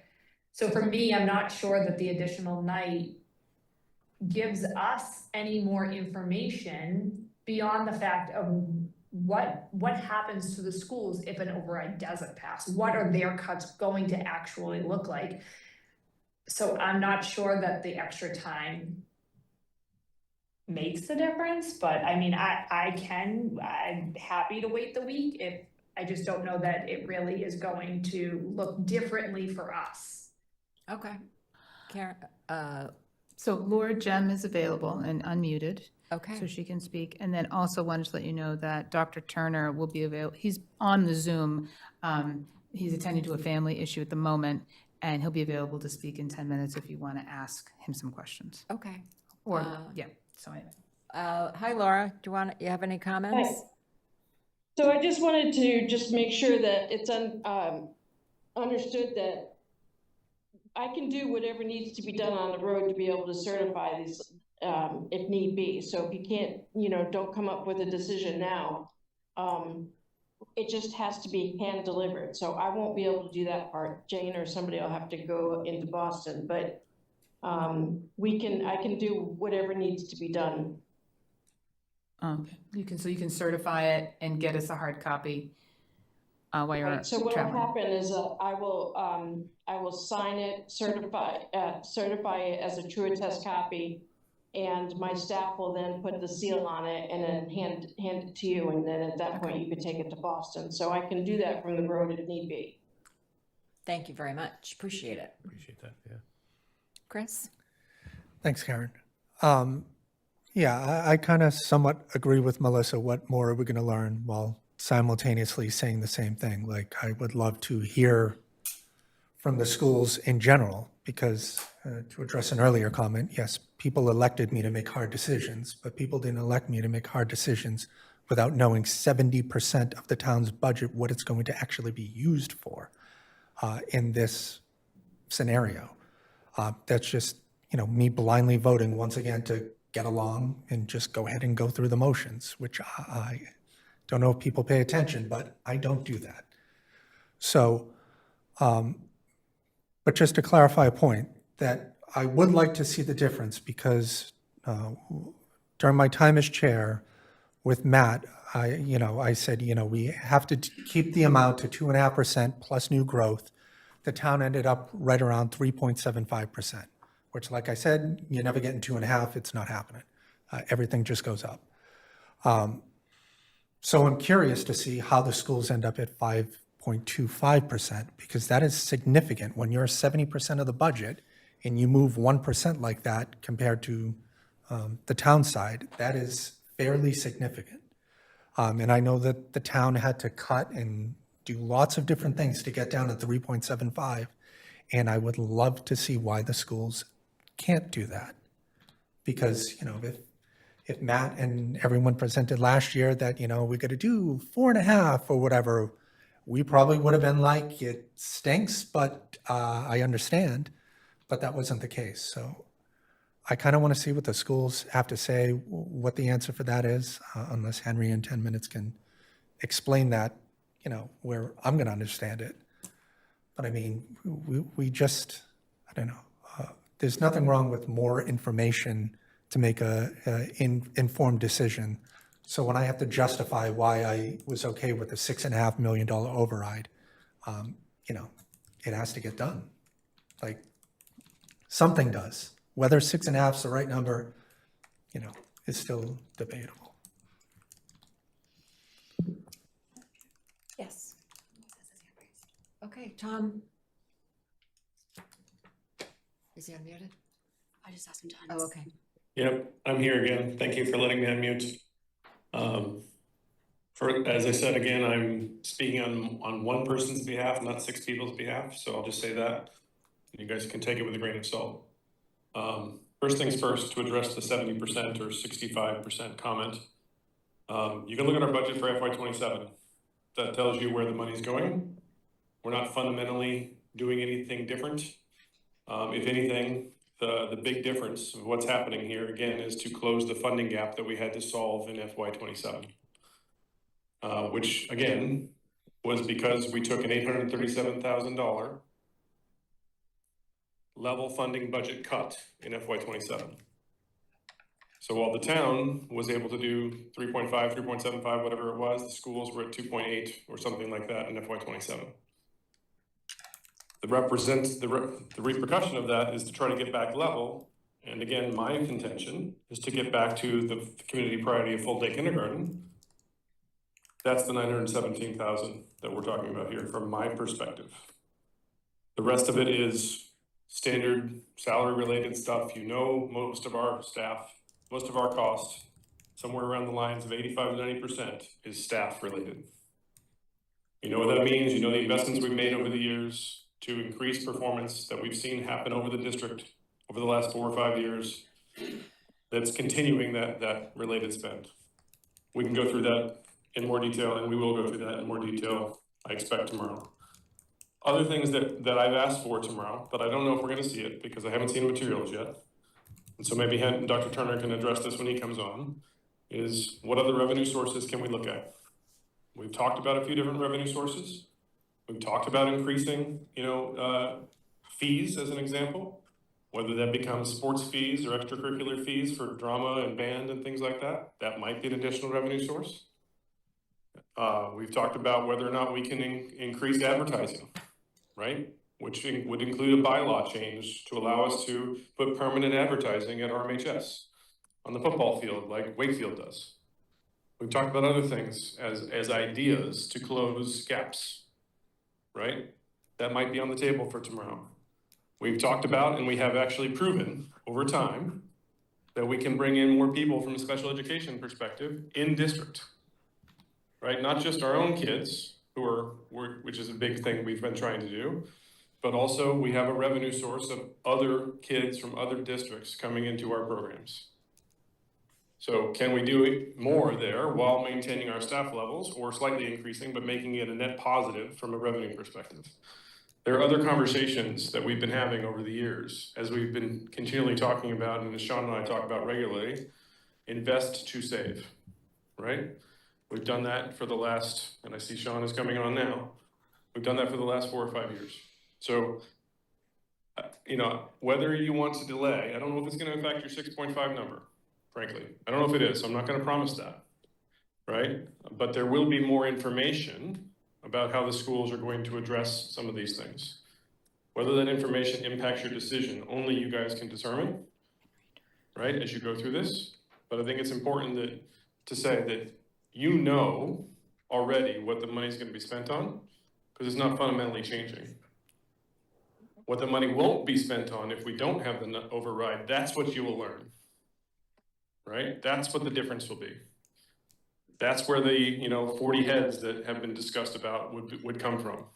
And that's what Jane gave a quick summary of earlier, that we will have more conversation on tomorrow. So again, whether you want to vote tonight or not is up to you. If you do, again, please do it strategically. But there are other things that we are planning to discuss tomorrow, at least I hope we are, as a result of our last conversation. And you can watch that a little bit if it helps you as well, where we were starting to discuss this conversation at our last, I think, July 9th meeting. So again, thank you for your time and your deliberation. I appreciate all your work. Thank you. Thank you, Tom. I see Dr. Turner's on. Good evening, Dr. Turner.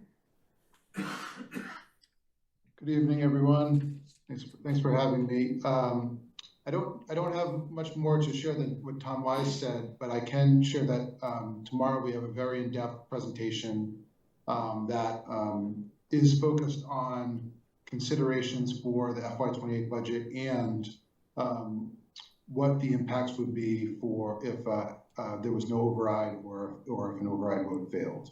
And so that's the focus of the presentation.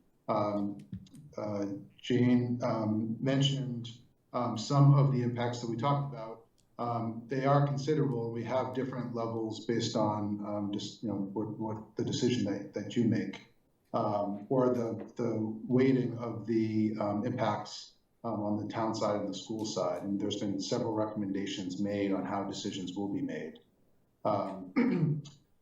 But even with a $1 million reduction on the school side, it would still impact. There still would be positions that would be cut. So there are some ways in which we could look at non-personnel funding, and that would cover some of our costs, but it would not cover enough that we still would have to look at staffing positions.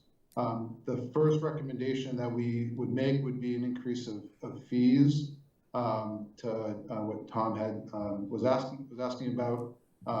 We do open the question to the school committee about the ways in which the district has generated revenue, such as tuitioning of students and also our school choice program. But there are, those come with they come with some ways cost, but they also come with significant educational questions as well. Our non-personnel question topics come with some inherent risks. So if we made cuts for FY28 on, say, somewhere in our how we are prepaying in terms of special education out of district placements, that's a one-time payment, and so therefore it would lead to significant impact on our FY29. So it's not as if like it solves the problem. It just pushes the problem down the road, or the challenge down the road. We will have in our presentation some information about what is generated by our fees, such as in athletics. You'll see that there are losses that we still make even with our fee structures, and so we will have to look at everything on the table. And so that's sort of where we are. And as we go higher from $1 million to $2 million to sort of what was presented in this presentation of $4 million, we would be looking at significant reductions in staffing. But to Tom's point, there is a lot in our presentation that will answer some of your questions, but it is focused on if the override fails or if there's no override. So. Thank you very much. I see Sean Brain has his hand raised. Thanks, Karen. So first, just apologize for not joining the meeting earlier, and we were or I maybe misunderstood. I thought this vote was going to take place a little bit closer to that August deadline. So my apologies that we're kind of scrambling here a little bit. I want to just agree with everything that Tom and Dr. Turner just said. I think they were spot on in their comments. The other just couple things I'll add, Tom's right that, we spend a lot of time thinking about and talking about sort of invest to save opportunities. I do think it has to be acknowledged that those usually have, more of a medium-term impact than a near-term impact. So rarely are those opportunities ones that are going to, provide a buffer for us in FY28. Dr. Turner talks about some of the non-personnel options that we have in terms of cutting the budget. And he used the phrase kicking the can down the road. When you start talking about things like delaying equipment refreshes and that sort of thing, they'll get you some savings in year one, but you usually end up paying for that on the back end, right? So I just think those things are worth keeping in mind. When you look at the positions that we've added over the last, however many years you want to go back, in the majority of cases, they're doing one of two things that I see as related. They're either directly impacting the quality of instruction, or they're freeing up teachers to focus on instruction. And it's not a coincidence that we've seen some of the improvements that we've had in terms of student outcomes as a result of that. And, you know, it's hard to picture a scenario where substantial cuts to personnel, which as Dr. Turner and Tom both alluded to, would have to be on the table in almost any sort of failed override scenario. You know, where substantial cuts to personnel wouldn't be a significant part of the approach there. It's just what the numbers tell us. So, you know, as I said in my note to you all earlier today, I don't envy you being in the position that you're in, but I do feel pretty strongly that we've been really responsible with the budget. This is a structural problem, as you all know, and you know, we need sort of a strong stance on what it's going to take to get us back in a good structural place. So, thank you. Thank you, Sean. So anyone else have their hand raised? No? I guess, can we go around the group again to find out if we're comfortable having a vote tonight? Just to make sure we're all on the same page, and then talk about what we want it to look like, kind of getting back to the basics. Melissa?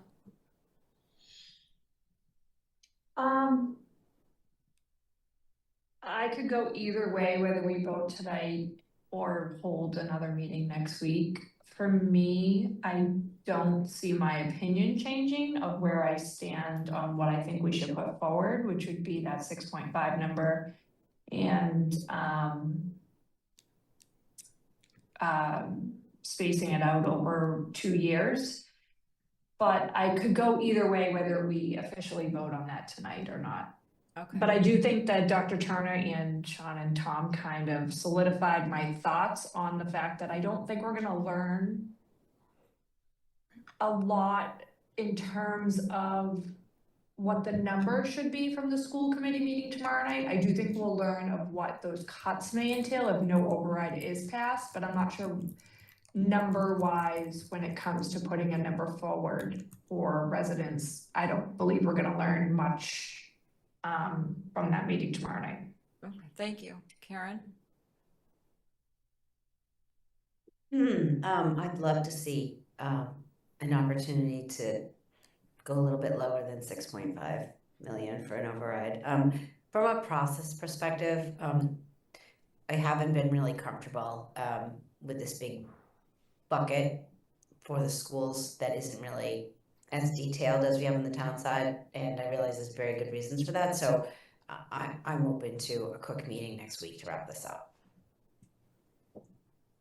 Sal?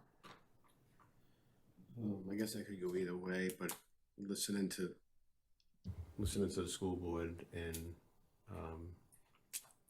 knowing that they're probably not going to come off that 5.25%, because 2% of that budget is $1.5 million, which would make a huge difference.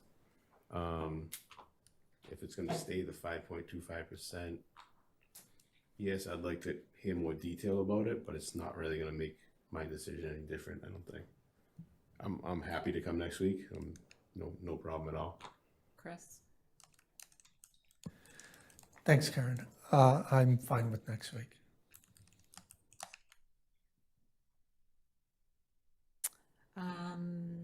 Okay. Do we have a feel for whether everybody wants to just have one number on the ballot, or are they comfortable with 2 numbers on the ballot? I just kind of want to have a little bit more stuff to think about. Yeah, sure. Melissa? Melissa? I'm still gonna stick with one number. Karen? I'm open to 2 numbers, whatever the board decides. Sal? I think I'm still sticking with 1. Chris? If I voted, it would be for 1. And I would like to see 2. So we've got a nice mixed bag, don't we? Mm-hmm. It's kind of like the trash vote, you know? It is No. like the trash vote. No. Wow. Wow. Too soon, Jane? Too soon. Right? We made it through the trash. Did a great job. We I wasn't did. part of the draft vote. And we'll make it through this. Lucky. We will.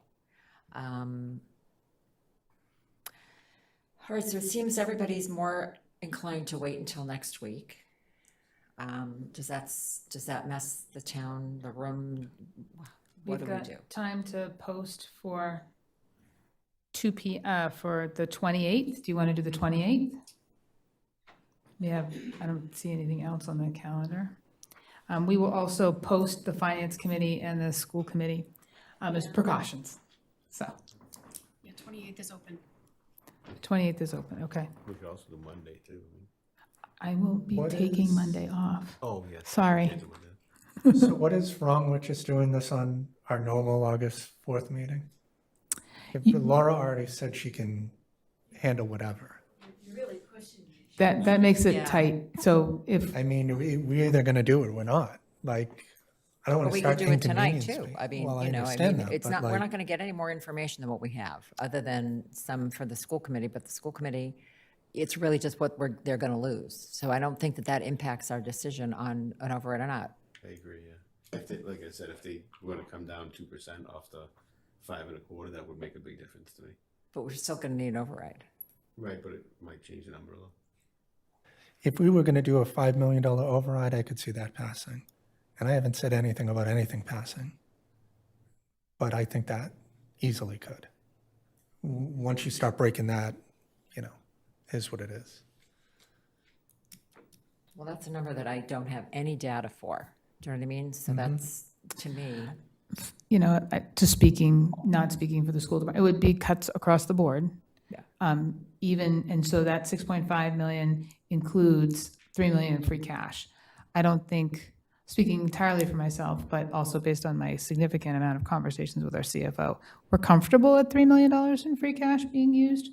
We wouldn't want to see any more than that. So it would necessitate, you know, there would be cuts that are happening. 6.5 is sort of, you know, stable.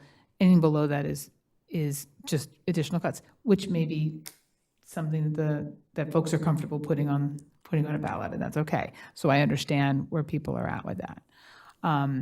Just to give you the sense of that's what that's going to mean. Okay. There may be an appetite for something to pass, and it's a short term, but it helps us in long term. You know, if the community votes for $5 million for us, we will be happy for that, to take that. It's not the ideal number. It's not gonna, you know, but 5 million is better than 0. That could also be our backup plan for April, if 6.5 doesn't pass. Strategically thinking like Tom White said. I see Sean Brand had his hand up. Thanks, Karen. Consider this, you know, average resident public comment here, not school committee position per se. If you do land on a number that's below the 6.5 million that Jane's talking about, I would really encourage those of you who are thinking about one number to consider a tiered number in that case. I think many residents might be frustrated by only being presented with an option that reduces services. And so presenting an option that does provide a true level services budget minus weekly recycling or whatever else might be impacted there. And then one that does represent some cuts feels like a sort of more appropriate tiered offering in my opinion. You know, many residents would be frustrated by you're only giving us the option to experience significant cuts both on the town and school side. Thanks, Sean. Melissa? Oh, thanks, Karen. Sean, I'm not trying to disagree with you, but the select board has heard from many residents. I've gotten phone calls on my cell phone. I've gotten emails that I know other select board members have gotten. People cannot absorb these increases. Between the 2 debt exclusions and what we're looking at even 6.5, which is approximately $800 on that average single family home, people cannot absorb this. And I think that I have not spoken to one resident that wants options to increase services right now, not one. And I think that, you know, yep, do some people not even realize this is happening? 100%. They'll probably realize it too late, unfortunately, no matter what we do to get the message out, but people cannot absorb these costs. And I just don't think it's responsible of us to put forward a number that isn't also hitting us as well, because we are slamming residents with these tax increases. And so I think that the responsible thing to do is to take the cuts on, you know, we have to cut some stuff, and I know everyone says there's no fat to trim, and maybe that's not the appropriate term to use, but you know, I think that we have to feel it as residents are gonna have to feel it. And if that comes down to, you know, not opening Recal as much as we thought, or, you know, Sunday hours, if the library chooses to decrease their budget with Sunday hours, or people, that's what it is, or DPW or police, like, I don't wanna see these cuts, no one does. No one wants to have recycling twice a week, but we have to do something that, you know, if we're gonna ask residents to put the money in, we have to do something as well for them to trust us and to realize we really are looking at our numbers very closely to try to get the, you know, biggest bang for our buck. Sean, I see your hand. They say your hand is raised. It is, sorry. Yeah, and Melissa, I wasn't suggesting in that case you'd have a number that increased services, which what I think I just heard you say. I'm saying, what I'm suggesting is, if you're gonna go with a number that's below the 6.5 million, I would see that as a strong case for going to a tiered one and having the second tier just be that one that represents stability, and to use Jane's words, right? You know, that represents sort of the ability to offer level services. Then you're saying, you know, we get it, a lot of people in town, you know, can't afford, you know, would say they can't afford $1 million or $2 million or $3 million, let alone 5 or 6.5 million. I worry, you know, I think there are a number of residents who you wouldn't have heard from at this point because they're not in a position to be emailing you, who would be frustrated by being told, we're not even going to try to maintain the level of services that we currently offer, and we're only presenting an override option that requires cuts that may be significant to some people, right? That may be really significant to folks who are anticipating using Recal frequently, for instance, right? So that was my suggestion, was if, you know, if you're gonna land on, say, a 5 million number as your starting point, if I were in your shoes, and I'm not, so it's easy for me to say this, but if I were in your shoes, I'd be leaning more towards a tiered override where the second tier was at that 6.5 number. Okay, fair. I just want to say I apologize. I misunderstood a little bit of what you said, so I do understand better what you meant by that, and I appreciate that clarification. No worries. When I'm speaking off the cuff, I tend to stumble, so I probably didn't say it as clearly as I would like to, so thank you. Yeah, no, thank you. I appreciate it. Thanks. So I guess, personally, 5 million scares me because I haven't seen any figures behind that and what it would eliminate. And I think that level service is not providing anything new or fancy. Or am I misunderstanding? I'm not misunderstanding that. So I think I've had plenty of conversations on both ends of this topic where some are like, it's just a fact of doing business and everyone's impacted personally. Like if I told you my health insurance issues, you'd cry like I do. So we're not getting anything fancy or new by 6.5 or 8. So I don't, you know, I'm more concerned about the services that are not going to be there. So if there's police overtime or staff cuts, or you call an ambulance and it's not, you know, all that kind of safety for everybody here, all the stuff in the background that a lot of us don't see every day, but that's the stuff that I'm more concerned about. Yes, Sal? So if we went 6.5 in the first try and it didn't go through, and then we went 5 in the second try, what is taking another 1.5? What's the possibility of taking another 1.5 million out of free cash, and what does that look like? If you want to take another to make up for the 1.5 that the residents don't approve. So, I mean, I wouldn't advise doing that because Yeah, I'm just wondering. fiscally, we're at a fiscal cliff. If you imagine, we're at a fiscal cliff. And going forward without doing something different about how we behave around the use of free cash and reserves and how we budget would have something of a devastating effect, one might imagine, if you fell off a cliff. So we're on a fiscal cliff. I think that if you were to do an additional 1.5 million, you know, that's 15 jobs based on the average. would be probably the best way to, now you're looking at taking the police department staffing back to where it was before the last override. And as I've said previously, we haven't done a staffing study at the police department since before Jordan's Furniture was built. We know for sure that we have more housing. We know for sure we have more traffic. We know for sure we have more businesses. So that work is underway. That staffing study is underway. That takes time, and that's being done internally. We're not spending money to do that. But so now you're putting potentially not identified where those cuts would come from, but you're potentially putting the police department back before where we were. So that's stacking calls. We're already stacking calls. So that's when calls come in, they have to prioritize which ones they're going to first. Less bodies, more overtime too. You're looking at, or fewer people on the road. Yeah. And we reduce the number of officers we put on the road. And there are ways to do that. But it means slower response times. And that's a factor. It means some of the other things that we have to do take longer, response times take longer.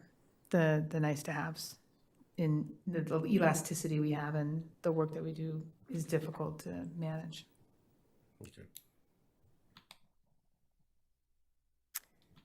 So I get the impression that nobody wants to make a decision tonight, Yeah, I think that's what. which is unfortunate because I feel that just pushing it a week or two, because are we going to be in the same boat next week as we are right now? I feel we are. I mean, maybe we're not gonna come to a consensus, and maybe it goes 3-2 or 4-1, or who knows? But it is what it is, and whatever direction it goes is the way that we have to support it. So if it's 4-1 and I'm the one, I back the board. That's the way that it goes. I voted, but this is the board's decision, and we're going forward with that. And so I don't know. It's good to have a healthy mix for once. We're kind of semi all over the place. Right. I was going to disagree with Melissa for the first time in forever, but then she corrected herself with Sean, because I kind of was liking Sean's angle with that.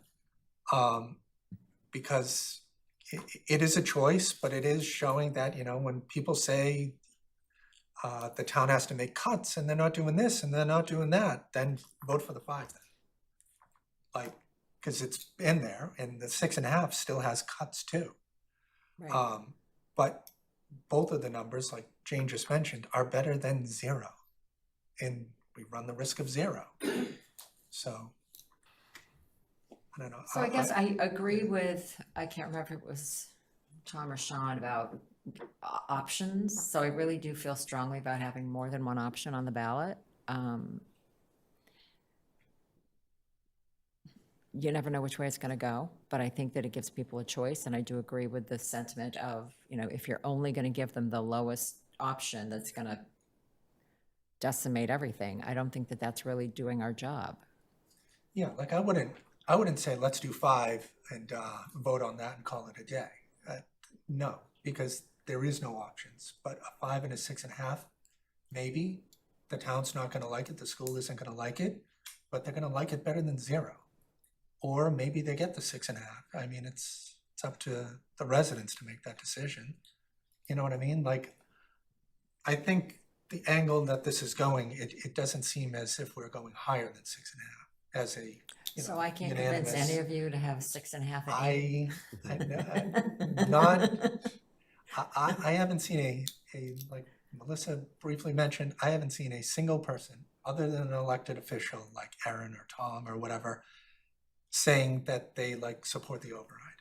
Every single person rails against it every chance they get. And negativity is always the dominant. People, the positive stuff usually doesn't hit as hard, but it is overwhelming. I've been hanging out with different people. They might not be here in a year. They're not in this room. I just feel like people understand how devastating it is. And I think I don't want to say it's a fact of life at this point. And I think it is kind of a fact of life because so many other towns are doing the same thing. So I don't think that we're out of line by trying to be mindful of 5 is definitely not, I really am against 5. And even 6.5 is the lowest that I would go, but I think that we need to give another option for the people that don't want to see all these cuts that are here. Melissa? Thank you, Karen. For me, the reason I think we need to put one number forward is because our turnaround time on getting this information out to residents is so tight. And I think putting 2 numbers will be confusing to many. I think you also could create an environment where you're pitting things against each other, and I don't want to see that happen. I think we were elected, you know, by the residents of this town to make these tough decisions. And I truly feel the appropriate approach is to put one number forward and to give full transparency of why that number is the right number. That's why I think one number is the right way to go. I think that, you know, putting 2 numbers, we're kind of like, well, what do you think? I mean, what were we elected for? We're elected to get feedback from residents. And the feedback I've gotten so far is that most people don't even want an override, never mind the minimum of what I think is appropriate is 6.5. So I would love to hear from those residents that are, you know, fully in support of this and understand this, but what I've heard is the complete opposite right now. So I think that for me, the reason one number I think is the right approach is because, you know, it shows that we understand where that structural deficit is, and then we have to help the residents understand the structural deficit. And I think if we go forward with 2 numbers, it gets confusing. You have the possibility of starting to pit things against each other, and I just don't want to see that happen. So as far as 6.5 as being the figure, and that does not include every week recycling, are you open to having it being 7 and including the weekly recycling? Because at the beginning, everybody seems to be completely irate about the prospect of every other week recycling. I agree. I feel like that was a mixed bag in that conversation that we had at that meeting. And, you know, I've talked to people afterwards and some people are good with it and some aren't. And, you know, I'm not. But I think the approach has to be everyone has to give and take. For my family, no. Does every week recycling, I mean, does every other week recycling work? Probably not. It's going to be a struggle. But I think, again, it's a give and take. And I think we need to give and take for everyone and across the board for all departments and services. And I think that, you know, giving 2 numbers and just causes more confusion. And it's really not putting forward our best foot of the structural deficit that really has created the problem right now. And, you know, how can we increase our revenues? But that's a whole other discussion. Anybody else? Karen, do you have anything you want to add? Nope, I think we're good. Thank you. Yeah, So do we want to wait until next week, or do we think that we have somewhat of a consensus this week? Do you hear a motion? What? Do you hear a motion? Do I hear a motion? Do we need a Motion to adjourn? Is that the No, motion? no, Maybe. not so fast. Okay, I'll withdraw that motion. I was gonna second it, Karen. I'm sure you were. Pause. It's very rare. Karen. Right, because everybody can say no if they don't want to do the motion. Right. So who would be reading the motion? Hold on. I don't even know what we're voting on, like, That's discuss just and the vote on the question. override, or like bumping You it seem to to want to the- see if there's a vote. If there's nobody I just makes a wanted to- motion, then it looks like you need to schedule a meeting. Part of me wants to avoid scheduling another meeting because it takes a lot out of people's time, staff included, and residents and whatever. So I feel like that's kind of what I'm trying to approach here. I think we've decided that the school committee's meeting isn't going to impact the number we have or how we're going to make our decision. I think that there's a consensus on that. So I don't, you know, I mean, dragging it out till next week, do you feel like you'll get more information between now and then to make a decision? I don't. Chris? Do I have to be honest? Because I'd be honestly saying that When I don't you're think not I've honest. Microphone's received off. really any information, but Microphone's that's, well, I just haven't, and I haven't really seen anything. Not that I've, actively gone looking for things, but it would help me justify whether or not the position I would go with. This is essentially it. I just need to have the facts and figures to be able to make an informed decision. And if I'm wavering between 5 and 6.5, and then after the meeting tomorrow, I'm like, okay, I could go with the 6.5, just a single number and that's it. I mean, that could change, absolutely. But beyond that, like, I don't know. I think all along the denominator has to change. And when you scale it out 5 years and it ends up being some astronomical number from now to 5 years from now, I don't know how anyone's going to afford any of it. And then 5 years from now, Birch Meadow is going to have to get replaced or something. Who knows? There's always something. Well, we're only going to focus on what's in front of us now. Yes, Sal? I feel like the denominator is not gonna change our decision tonight or next week. We have to work on the denominator in the future. Yeah. We're not gonna change it tonight. This isn't up to me. It's up to the group. So Anyone anyone could do whatever and we'll see Karen? how it goes. Yeah, no, I said earlier, I'm not really comfortable voting on an override with a $917,000 community priority placeholder with no data behind it. That feels irresponsible to me. I don't want to have another meeting, but this is this has been a tough timeline to get this done. So personally, I would love to see if we really need that 5.25% in the community priority, or if something changes. And that's, I would rather, I think where the select board is going to get some flack for voting on like an undefined placeholder and an override, and it may in fact doom the override. I'd rather spend a little more time and have a quicker meeting than tonight and just have all the facts and the deliberation finished in front of us. Okay. Melissa?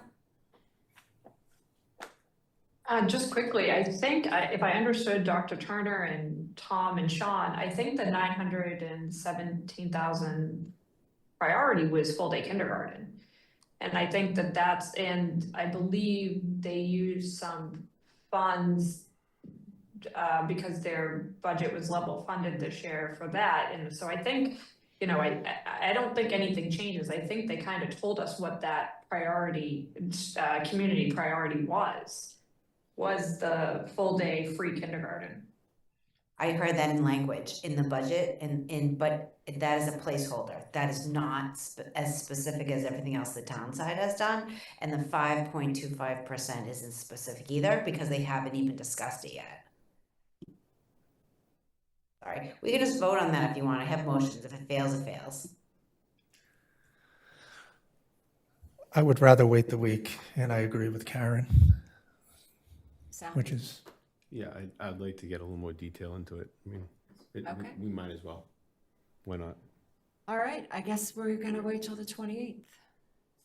and I'm fine with a Zoom only meeting or something like Karen also mentioned that, it's not going to be 2 hours. We're going to all agree to at least watch the school committee meeting, try to send some questions in advance if we have anything kind of thing, and then just, some public comment and vote on Tuesday. That's how I would at least see it. Do we have to vote on this? Motion I to don't think adjourn? so. Motion to adjourn? Second. Second. Okay. All in favor? Roll call. Roll call. Karen Herrick, Yes. Melissa, Yes. Sal, Yes. Chris? Yes. Karen, yes. Thank you, everyone. Thank you. Should we end Thank it? you. You got it. Drive safely. Good night. Good night.